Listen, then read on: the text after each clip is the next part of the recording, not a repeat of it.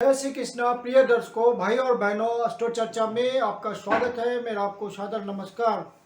आज के वीडियो में जो मिथुन लग्न के व्यक्ति हैं अर्थात जेमिनी असेंडेंट हैं, उनका अगस्त माह कैसा गुजरेगा उस पर एक संक्षिप्त पर चर्चा करेंगे। नए दर्शकों को बता दूं कि वो कैसे पता करें कि वो मिथुन लग्न के व्यक्ति हैं, तो अपना बर्थ डिटेल्स किसी अच्छे एस्ट्रो के सॉफ्टवेयर में डालें। जो लग्न कुंडली बनकर आती है, जिसको D1 चार्ट भी कहते हैं, उसके यदि प्रथम भाव में 3 नंबर लिखा हुआ हो तो आप मिथुन लग्न के व्यक्ति हुए अर्थात जेमिनी असेंडेंट हुए। ये आपकी कुंडली है और ये प्रथम भाव है, इसमें 3 नंबर लिखा हुआ है, तो ये मिथुन लग्न की कुंडली हुई। 1 अगस्त को जो गोचरीय परिस्थितियां हैं वो आपकी कुंडली पे मैंने दिखाया हुआ है, और अगस्त माह में जो होने वाले महत्वपूर्ण गोचरीय परिवर्तन है उसको डिस्प्ले किया हुआ है। जब कोई ग्रह राशि परिवर्तन करता है तो अपना विशेष रिजल्ट देने को इच्छुक होता है, और आपके ओरिजिनल नेटल चार्ट में कोई फेवरेबल महादशा, अंतदशा, प्रथमदशा चल रही हो, गोचर उसको टैली करता है तो आपको रिजल्ट का अनुभव हो जाता है। आपके लग्नेश हुए बुध महाराज, जो कि तृतीय भाव पे गोचर कर रहे हैं, अर्थात आपके साहस, पराक्रम, कॉन्फिडेंस, इन सब बातों का इजाफा कर रहे हैं आप में। आप अपने परिश्रम, मेहनत के थ्रू अपने आप को इस्टेब्लिश करेंगे अगस्त माह में। और यदि आपका काम शॉर्ट ट्रेवल से जुड़ा हुआ है, कम्युनिकेशन से जुड़ा हुआ है, कमीशन से जुड़ा हुआ है, तो आप ज़्यादा प्रयास करेंगे तो ज़्यादा सफलता हासिल करेंगे, ज़्यादा कमाने में सफल होंगे। बुध महाराज आपके चतुर्थ भाव के स्वामी हैं, शुभ भाव के भी स्वामी हैं, और अपनी राशि से 12वें भाव में गोचर कर रहे हैं। तो आपको अपने माता से किसी तरह का कंफ्यूजन नहीं रखना है, वहाँ सतर्क रहना है। न्यूक्लियर फैमिली में किसी तरह का डिस्टर्बेंसेस ना है, वहाँ आपको ध्यान देना है। यदि आप रियल एस्टेट के सेक्टर में हैं और वहाँ डिसीजंस लेते हैं तो बहुत सोच समझ के डिसीजन लीजिए। आपका डिसीजन बहुत ही विजडम से भरा होना चाहिए, वहाँ कोई लापरवाही नहीं होनी चाहिए।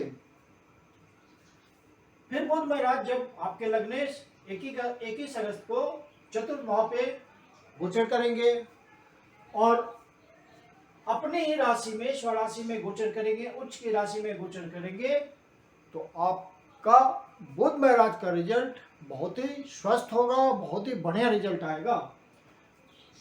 गुरु महाराज की यहाँ 7वीं दृष्टि होगी बुध पे, जो कि उनकी डिजायर है। गुरु महाराज की 7वीं दृष्टि होगी चतुर्थ भाव पे, अर्थात बुध महाराज पे गुरु महाराज की दृष्टि होगी।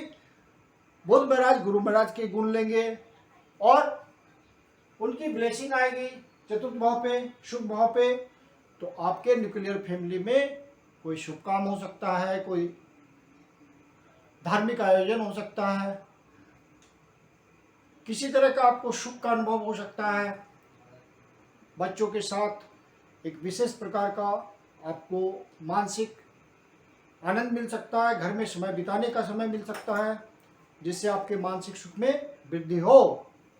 सूर्य महाराज आपके द्वितीय भाव पे गोचर कर रहे हैं। द्वितीय भाव पे सूर्य महाराज का गोचर उतना अच्छा नहीं माना जाता। यहाँ पे धन में वो अव्यय करा सकते हैं, तो वहां पे आपको संचित धन का ध्यान रखना है। वाणी का ध्यान रखना है आपको, क्योंकि सूर्य महाराज आपके वाणी के भाव पे होंगे और अपने भाव से आपके 12वें भाव, अपने भाव से 12वें भाव पे गोचर करेंगे। तो तीसरा भाव कम्युनिकेशन का भाव होता है, तो आप अपने डीलिंग्स में बहुत ध्यान रखिएगा। किसी तरह का अहम की भावना नहीं होनी चाहिए डीलिंग्स के दौरान। मंगल महाराज भी अपनी चौथी दृष्टि डाल रहे हैं यहाँ पे द्वितीय भाव पे। वाणी में किसी भी तरह का एग्रेशन नहीं होना चाहिए। मंगल महाराज आपके 11वें भाव पे गोचर कर रहे हैं, लाभ भाव पे गोचर कर रहे हैं। तो लाभ भाव पे किसी भी ग्रह का गोचर करना धन की प्राप्ति के लिए, रेगुलर इनकम की दृष्टि से बहुत ही अच्छा है। राहु महाराज भी गोचर कर रहे हैं 11वें भाव पे, मंगल के साथ गोचर कर रहे हैं, तो मंगल के रिजल्ट को बढ़ा रहे हैं, मैनिफोल्ड कर रहे हैं, तो यहाँ भी रिजल्ट अच्छा है, धन का आगमन होगा। लेकिन कंफ्यूजन की स्थिति बनी हुई है। समाज के प्रभुत्व के लोगों के साथ, अपने बड़े भाई के साथ, यदि आप किसी एनजीओ में काम करते हैं, नेटवर्किंग के काम में हैं, दोस्तों के साथ वहाँ अपने संबंधों का बहुत ध्यान रखना है। किसी तरह की एग्रेशन नहीं होनी चाहिए, विशेष करके 10 तारीख तक। 10 तारीख को फिर मंगल महाराज 12वें भाव पे गोचर करेंगे और मंगल महाराज की 12वें भाव पे स्थिति गोचर की उतनी अच्छी नहीं होती। और मंगल महाराज आपके चूंकि लाभेश हैं और मंगल महाराज आपके षष्ठेश हैं, तो 12वें भाव से आपका संबंध बनेगा। जो एक्सपोर्ट इंपोर्ट के काम में लगे हुए हैं उनको विशेष धन की प्राप्ति होगी। बाहर से संबंध बना के जो काम करते हैं, किसी तरह का नेटवर्किंग का काम है, वहाँ उनको सफलता मिलेगी, ज़्यादा धन कमाने में सफल होंगे। बाहर से संबंध बनाने में सफल होंगे। विदेशी ने डिस्टेंट प्लेसेस, देश के अंदर भी जो डिस्टेंट प्लेसेस से जिनका संपर्क है, रिलेशन बना के चलते हैं, वहाँ उनको फायदा मिलेगा। जो भी बाहर में वो इन्वेस्टमेंट करते हैं उसका लॉन्ग टर्म रिटर्न मिलेगा। इन्वेस्टमेंट सोच समझ के करेंगे तो उसका फायदा निश्चित रूप से मिलेगा। और यहाँ से मंगल महाराज छठे भाव को देख रहे हैं, जो कि उनकी डिजायर है।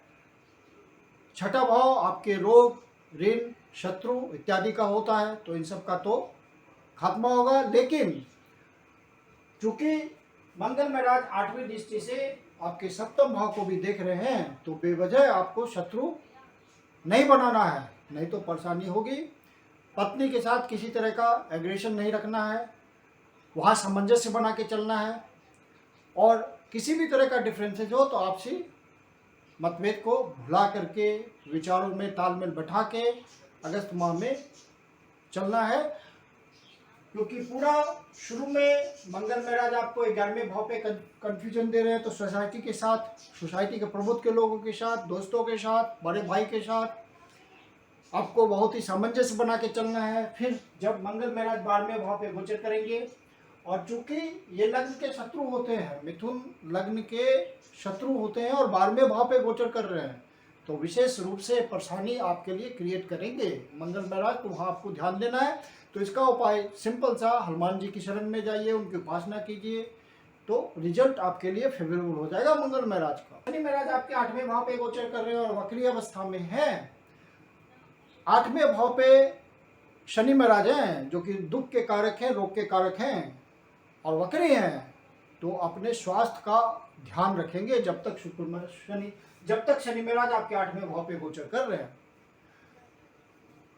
चूंकि शनि महाराज रोग के जनक हैं, तो पुराना रोग भी उभर कर सामने आ सकता है, विशेष परेशानी हो सकती है, रोग लंबा खींच सकता है।